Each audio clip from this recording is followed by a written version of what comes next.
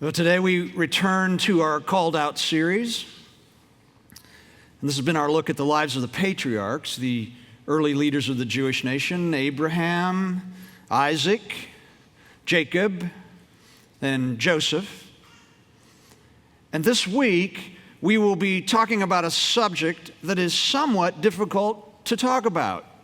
And the reason that it's difficult to talk about isn't because it's a touchy subject or that it stirs up controversy. The reason that this is a difficult subject to talk about is that there is almost nothing said about this subject in the Bible. What we are going to talk about today is the 400-year period that the Hebrew people spent in slavery in Egypt. The 400-year time span that fills the space between Joseph, the patriarch that Dave talked about 2 weeks ago, and the coming of Moses, or the birth of Moses, the man who eventually led the Jews out of slavery. Now, the Bible does tell us how the Jewish people ended up living in Egypt during the time of Joseph. And it also tells us why the Egyptians enslaved the Jews. And it's really clear about how the Jewish people escaped from slavery in the end, but that space in between the Jews becoming slaves and then escaping from their slavery, that space of about 400 years, the Bible says almost nothing about it. And 400 years is a really long time. If we were to go back 400 years in time, the year would be 1618. That's a long time. And it's a long time of silence. But today we're going to do our best to shine some light on this 400-year period, this time of Jewish slavery, and in the process, we'll see what this 400-year period can say to our lives as well. So before we start, I would like to pray, okay? Let's all pray together before we start this. Father, this is an unusual weekend for us here. There's been a lot of events, even our service last week and the events of the last 48 hours in our community. I pray, Lord, that as we talk about this subject, that you will speak to our hearts. I pray that everything that I say will honor you and that you will work through this time together to bring our hearts closer to one another and to you and to your call in our lives. I pray this in Jesus' name. Amen. Okay, let's start out by seeing how the Jewish people came to be slaves in Egypt. And the first thing that we need to talk about is the fact that there were three kinds of slavery in ancient Egypt. Now, the first form of slavery is that there were people, very much like the people in the American experience of slavery, people who were captured in their homelands, usually during a time of war then. Usually that's when it happened, that an army would move in and they would capture a whole bunch of people who lived there, the people that they defeated, and then they'd haul them back forcibly to Egypt, and they would make them work as slaves. This is how Joseph, the patriarch, ended up in slavery. His brothers sold him to slave traders, and then those slave traders took him into Egypt, and they resold him, and that's how he ended up as a slave. But the Jews were not this kind of a slave. And there are also people that were called skilled labor slaves. Now, these were people who had important, just specific skills. I found this interesting when I was studying all this years ago, actually, but it's interesting that people who were teachers or doctors or engineers or people who had a specific craftsman skill, in the ancient world, almost all those people were slaves. They were owned by somebody else. Someone would buy them, and a lot of times they would buy a young person and pay to train them in that particular skill. This kind of slavery, while at its core it was still one person owning another person, this kind of slavery wasn't seen as a terrible circumstance in the ancient world. These kinds of slaves were often treated as members of the family by their owners, and at times they were given great autonomy over their own lives. Now, I know that someone being someone else's property will never sit well with us. It just doesn't. But it wasn't that uncommon in the ancient world, and it wasn't uncommon for people to actually place themselves into that kind of slavery because it brought great stability and security to their lives. But the Jews were not this kind of a slave. Now, there was a third kind of slavery in the Egyptian world, and it is called time slavery. And I need to give you a little bit of background about this to tell you how this came about. So you all need to stick with me here on this, okay? In the ancient Near Eastern world, and that would be, okay, let's say this is Egypt right here, and that'd be everything around it, like Iraq, where Israel is now, Libya, all those places, everything, even up into Turkey, all of those places, famine was always an issue. Rainfall was unpredictable, and much of the land just wasn't good for farming to start with.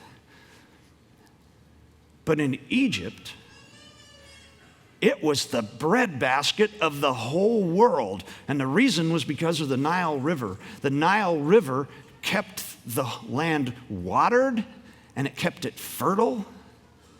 And we see this often in the Bible, that there'll be a famine in some part of the world, and where does everybody go to get away from a famine? They go to Egypt because they've got plenty of food in Egypt. Well, what happened was that oftentimes these foreign people would leave their homeland because of famine. They'd all move into Egypt, and once they got there, it was so wonderful there, they'd stay. And when the famine ended back home, they wouldn't go back home. They'd just stay there in Egypt.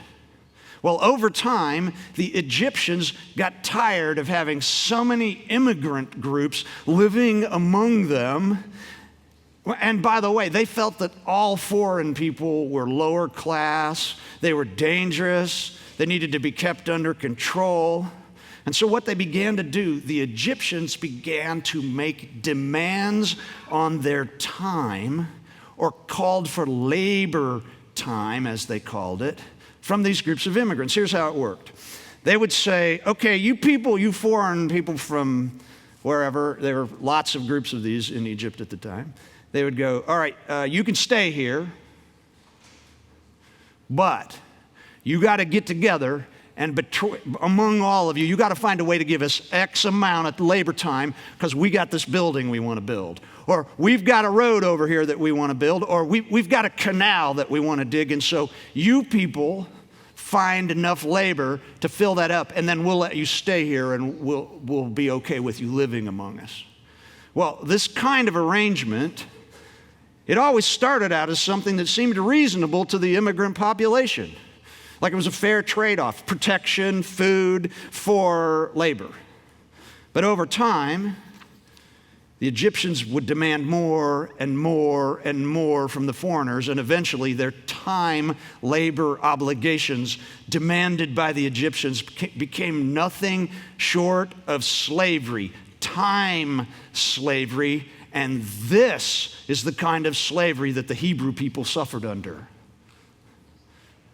It wasn't that individual Jews were owned by Egyptian people.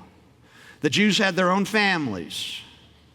They lived in their own houses, in their own enclaves in the countryside. And they had their own herds, and they had their own gardens and social networks and such, all that kind of stuff. But their lives were so dominated by the demands of their powerful Egyptian overlords that they were essentially slaves. This is exactly what we see happening in the Bible. And so the story is like this. Joseph, he is sold into slavery by his own brothers. And miraculously, he ends up one of the top administrators in all of Egypt. Now, this is a miracle story in and of itself. But then famine hits the homeland of where Joseph came from, and his dad and his 11 brothers and all of their families, they go where? To Egypt to recover from the famine. And who do they run into as the administrator who's going to control their lives? Their own brother.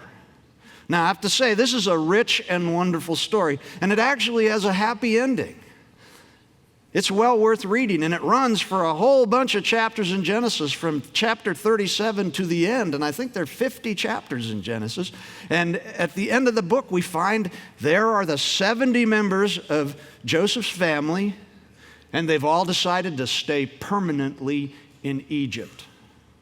And they're living in one of the most wonderful parts of the country, one where you can grow lots of food and they have lots of room for their herds. And they're living under the great favor and kindness of the Egyptian Pharaoh. Life could not be better, but I got to tell you, things changed dramatically, and we're going to read about that now. Let's all grab a Bible, and turn to in the House Bible, it's page 47. We're going to look at Exodus 1:1. And while you're all looking, I want to say a welcome to all of you who are streaming us online. Last week, there were over 500 individual people who logged on to watch the service, so that's a big church in and of itself. So I just want to say, hey, we're glad you're with us. Are you all there? Exodus 1:1. I'm going to read the first 14 verses here. It says, "These are the names of the sons of Israel, that is Jacob, who moved to Egypt with their father, each with his family. Reuben, Simeon, Levi, Judah, Issachar, Zebulun, Benjamin, Dan, Naphtali, Gad, and Asher. In all, Jacob had 70 descendants in Egypt, including Joseph, who was already there. In time, Joseph and all his brothers died, ending that entire generation. But their descendants, the Israelites, had many children and grandchildren. In fact, they multiplied so greatly that they became extremely powerful and filled the land. Eventually, a new king came to power in Egypt who knew nothing about Joseph or what he had done. And he said to his people, 'Look, the people of Israel now outnumber us and are stronger than we are. We must make a plan to keep them from growing even more. If we don't, and if war breaks out, they will join our enemies and fight against us. Then they will escape from the country.' So the Egyptians made the Israelites their slaves, and they appointed brutal slave drivers over them, hoping to wear them down with crushing labor. And they forced them to build the cities of Pithom and Ramses as supply centers for the king. But the more the Egyptians oppressed them, the more the Israelites multiplied and spread, and the more alarmed the Egyptians became. So the Egyptians worked the people of Israel without mercy, and they made their lives bitter, forcing them to mix mortar and make bricks and do all the work in the fields, and they were ruthless in all of their demands. Now this marks the beginning of 400 years of slavery. 400 years. Josephus, who was a first century, so that would have been around the time of Jesus, he's a first century Jewish historian. He tells us that the Egyptians had grown, I find this an interesting description. He said they'd grown delicate and that they had become lazy and that they didn't want to do hard work anymore and that they simply wanted to get rich off of other people's labor. And he also said that the Egyptians believed that any gain that the Jewish people might have in their lives actually came at the expense of Egyptian people, and they didn't want to see that happening. And so they obligated the Jews to provide extreme amounts of labor, hoping that the hard work would wear the Jews out and keep them from threatening the Egyptians' rule and their wealth. Now, the Egyptian fear and hatred for the Jews became so strong that in the very next section, we just read verses 1 to 14 in Exodus 1. Well, in verse 15, what starts as a whole section that tells us about 2 plots that the Egyptians had to kill off every baby boy who was born to the Jews. That's how much they hated the Jews. But that space, this is an interesting thing, that space where verse 14 ends and it tells us that they're now in slavery, and that verse 15 that starts to tell us about the plot of them killing off baby boys, the space between the end of verse 14 and the beginning of verse 15 is 320 years of absolute silence. The story jumps right from the enslavement to the birth of Moses. And we know that Moses was 80 before he started the business of getting the Jews out of Israel and out of Egypt and out of slavery. And so we have 320 years and 80 more years, 400 years. 400 years. Now some people say, how do you know how long that period of slavery really was if the story doesn't say anything right there? And they'll go, oh, it couldn't have possibly been that long. Well, I want you to know this, that the first time that we hear about the 400 years is not in this passage at all. It's actually way earlier when God was talking to Abraham about how he was going to make Abraham the father of as many children as there were stars in the sky. This is a long time before the slavery of the Jews. And God was talking to him about how he's going to make a nation out of him. And then he said this in chapter 15 of Genesis. He says, as the sun was going down, Abraham fell into a deep sleep, and a terrifying darkness came over him. And the Lord said to Abram, you can be sure that your descendants will be strangers in a foreign land where they will be oppressed as slaves for 400 years. But I will punish the nation that enslaves them, and in the end, they will come away with great wealth. Now, God's prophecy about them being enslaved came true. And I have to tell you, the text is not in the least bit questionable there. It says 400 years. Later on in Exodus, when they're talking about the end of all of this period, it says that the time that the Jews spent living in Egypt was 430 years. 30 years of good times and 400 years of slavery. In fact, that number, 400 years, is repeatedly found in the Bible as the number of years the Jews spent in bondage. All I can say is this, that the Bible seems to go to great lengths, that they spent a long time as slaves. Now, I know I've said 400 years a bunch, but it's a long time. And the Bible doesn't say a thing about it. Now, some will go, oh, that number 400 is just symbolic. If you watch the History Channel or any of those other channels that are always trying to tell us what the Bible's about, they're going to have some expert on there and they're going to go like this. Well, actually, the period of slavery was probably less than 4 or 5 years. That's just a number that's symbolic, that 400. And they'll go, everybody knows that the number 40 is always the number of a completed task in the Bible, and that's right. There are over 20 40s in the Bible, like 40 days and 40 nights of rain. Jesus fasted for 40 days in the wilderness. I mean, there are tons of these 40s, and they are always the number that says something started and it was completed. That's true.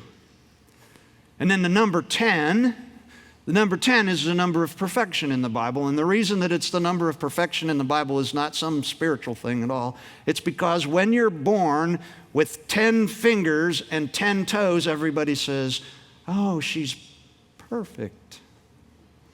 And so it always stood for perfection. And so they go, well, it's just the number 40 times 10, which means it's just talking about some sort of ultimate period of a completed, perfect task. It's just a symbol. It doesn't mean how long they actually stayed in in slavery. But I got a problem with that, and the problem is this. There wasn't anything perfect or anything wonderful or good about this period of time. That whole time, I mean, actually, those 400 years are described like this: a time of with mercy, they're merciless days, brutal, ruthless, a time of weeping, distress, harshness, oppression, and anguish. It doesn't seem to me to be at all that 400 years is symbolic. It's just an honest accounting of the amount of time that the Jews lived in misery. Misery. Now, we learn later in the book of Exodus that despite all the misery, that the Jews expanded amazingly. It says they started out with 70 people, and by the time their slavery ended, there were 600,000 men, along with Jewish women and children. This is well over 1 million of them. But I have to say this: there may have been a huge multitude of Jews living in Egypt. But when they were slaves, they were just simply a huge number of people who needed to be rescued. They just needed to be rescued from the bondage of slavery. Now, we're going to look very carefully at how God worked to free the Jews from this bondage when we return to these stories in the Old Testament later in the year when we come back around to this. But I just have to ask the question, why on earth is the Bible so silent about this time of misery? Why is it? Now, I think I have an answer. The Bible doesn't come with a thing at the back that goes, answers to the questions you can't figure out. It's like, it doesn't go, okay, here's the reason Moses never tells us anything about the 400 years of slavery. Well, I have, and this is just Tim Ayers, okay? It's just me thinking. That might be dangerous, but I'm just thinking about it, okay? And here's what I'm thinking. And it's practical. It's practical. We know that Moses was commanded by God to create a book. Well, we also know there weren't any books back then. They just had scrolls. But just go with me on book, okay? He was to write down everything that God said and did for the Jews. All right? The end product of that writing down we call the Pentateuch, which is the first 5 books of the Bible: Genesis, Exodus, Leviticus, Numbers, and Deuteronomy. That Moses wrote all this down. But he wrote it down for the first people who read it. The reason he wrote it down was for the very same people who had been slaves in Egypt. He wrote it down for them. And when he wrote it down for them, he didn't need to tell them about what it was like to be slaves in Egypt. He wanted to tell them what God had done for them. And so he didn't bother. They didn't need to hear the details of what it was like for them to have been in Egypt as slaves. It was written in the core of their souls and in the scars on their bodies. And so Moses goes straight from them becoming slaves to God working to get them out, because every one of them would have known exactly what was going on in the middle there. It just makes sense to me that he just avoided talking about it. But that doesn't mean that the people who had experienced slavery were to avoid talking about it, that they were supposed to stay silent about the suffering. No, the Bible is clear that the task of making certain that the depth of the misery of what it was to be slaves, the task of making sure that everybody knew about that, was given to the people who'd experienced it. God expected those people to pass on their experiences to their children and to their children's children, and on and on. We see it right away that God expected this because he instituted something. Do you guys know about the Passover meal? The Passover meal is a celebration of the Jews being liberated from slavery in Egypt. That's what it is. But right in the middle of the Passover meal, and they still do it, it's still a part of the Passover meal, everybody eats bitter herbs. And the reason that they eat the bitter herbs is because it gives them an opportunity to remember what it was like to be under the bitter yoke of slavery. It gave every Jewish family an opportunity during this great festive meal to stop and somebody to say, and this is what it was like. It was as bitter as the herbs we're eating right now. Moses didn't need to write the stuff down because they had lived through it. And they were expected to keep the terrible memories alive. Here's something else that I learned while I was studying this 400 years. That the Jews weren't supposed to simply make sure that everybody knew about how much they suffered. God expected them to be very different people because they had suffered. I have found no less than 8 times in the Bible where God says something like this to the Jewish people: you were once slaves, and so you are to be kind to the immigrant and the foreigner among you. You were once strangers in a strange land. You were downtrodden and enslaved. You were the ones with no one to plead your case. Never forget you were slaves in Egypt, but you were rescued, and now you must rescue others. In fact, he says it really clearly in Leviticus 19. He says this: do not take advantage of foreigners who live among you in your land.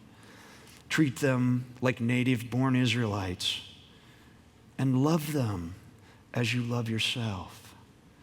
Remember that you were once foreigners living in the land of Egypt, and I am the Lord your God. So here's what all this says to me. While the Bible does not go into great lengths to describe the 400 years of suffering, it doesn't take much imagination on our part to know that these 400 years were filled with great brokenness. Brokenness like prejudice and fear and hatred and injustice. These were merciless, brutal centuries filled with weeping and distress and oppression and anguish. And I just have to say, it wasn't thousands of years ago that was true. It sounds very much like today, doesn't it? It sounds an awful lot like our broken world now. Our broken world is still filled with oppression and hatred and anguish and fear and even slavery. And what we see when we return to this story later in the year is that there came a day when God said, enough is enough, and he moved into Egypt to end that misery. Why he waited 400 years, I don't know. I don't know why he waited so long to act on behalf of his people. I don't know. But what I do know is this, that God wasn't silent forever, and there came a day for action. And while the Bible might be silent about the details of 400 years of slavery, one thing is clear: injustice demands a day of reckoning, and God has commanded that his people are now the ones who cry out, enough is enough, and do what the prophet Micah told us to do what is good, to act justly, and to love mercy.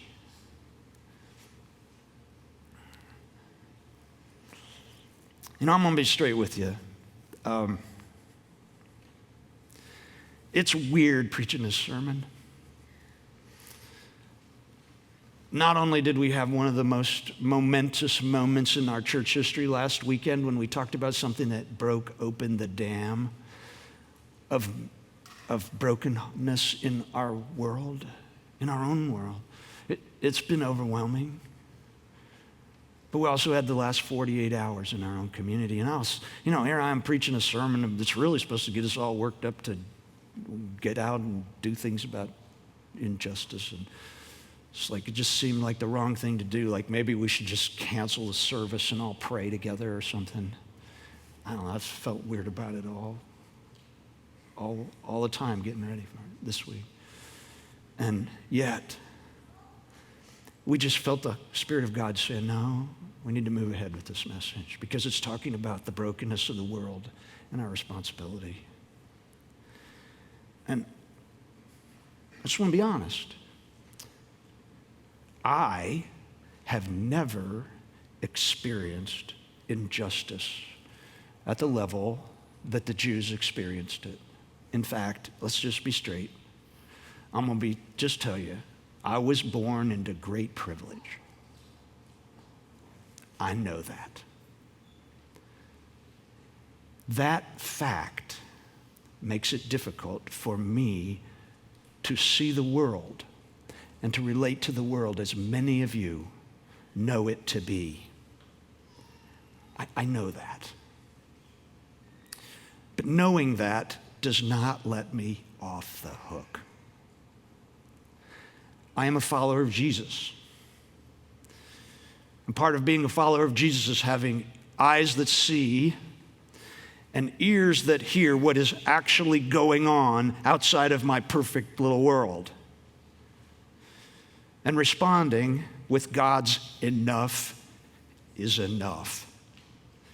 Yes, the Bible is silent about most of the details of the 400 years of slavery, but the Bible isn't silent about God's action in the face of that slavery, nor is it silent about God's demand that his people never stop fighting for justice, that we are the people who free the captives. We are the people who fill the empty bellies. We are the people who are called to wipe away the tears. And we are the people who are called to bring peace into a world which very locally is very fearful right now. Silence no more, people of God, silence no more. We must never forget that the God of Abraham, the God of Isaac, the God of Jacob, and the God of Joseph, he has called us out too. And he has called us to be the people who bring hope to a very broken world. That is what we have been called out to do. Would you pray with me? Father, I thank you so much that you love us and that you care about us. I also thank you that you have rescued us from the slavery of sin through your Son. I pray, Lord, that you will give us as a people eyes to see where we need to be acting to bring about the goodness that you want to see in your world. I pray that in the name of our Savior, Jesus. Amen.